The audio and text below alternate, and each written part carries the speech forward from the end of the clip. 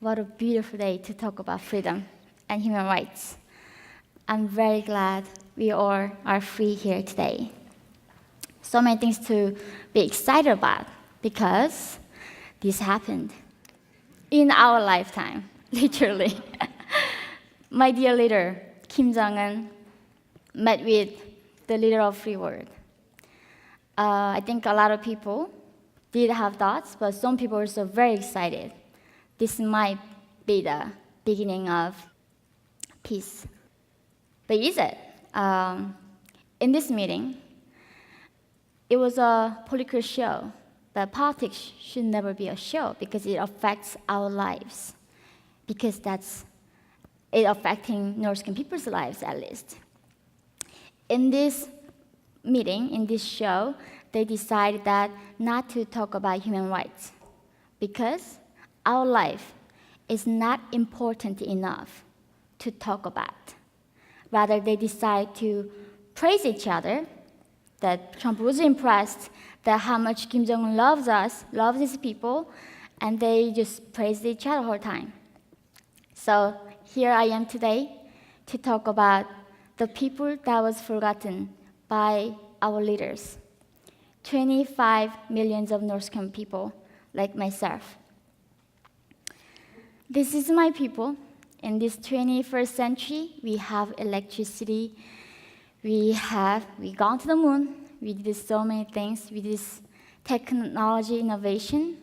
This is how we live in North Korea. We don't have 24 hours electricity. I never even heard the word AC before.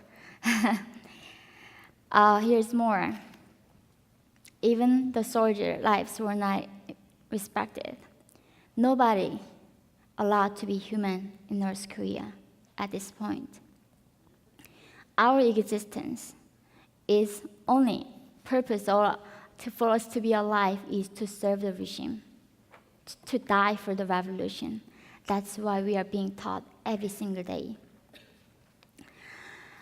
A lot of people are starving, died from starvation, and this starvation also led me to escape too. Growing up as a child, I ate grasshoppers, dragonflies, but don't worry, it's good for your diet. Seriously, try it out. That's we meant to survive. What gets me about North Korea is that North Korea is not a poor country. We are not poor.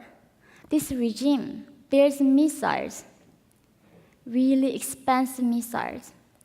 This dictator chooses not to feed us because he wants to control us. Starvation is a tool in North Korea. No one needs to die in North Korea from not having food. As a younger, I went to school like everyone did. Without my hungry stomach in school, I didn't learn about evolution, history, math, or anything. I learned about the word that my teachers taught me, and this was my word. American bastards, you are here today. Yeah, who knew? I learned in classroom seeing these portraits of American bastards, how they tortured us, how they killed us. What a monsters they were. I didn't even know that you had warm blood like myself. I thought you were like cold-blooded evil. And I had no internet. How do I go to internet and search on Google if it's true or not? I have no outside information. I just believed.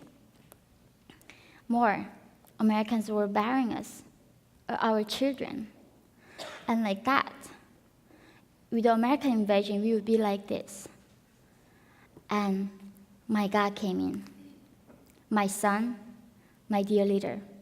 He came, saved us, freed us from Americans, and gave us life. Because of him, we have nothing to envy in this world. We are safe. This is our worldview. Never seen the map of the world. I didn't even know how many countries in the world existed. All I knew was our enemies. It's like 1984 by George Orwell, enemies. and our brother who's protecting us. In school, as a child, I did not play with the Barbie dolls. I played these games. This child is like well dressed in Pyongyang, but we couldn't afford those materials of those paintings in the countryside. I had to build a snowman, the big nose, and bring the hot water and pour it. What happens to the snowman? It disappears.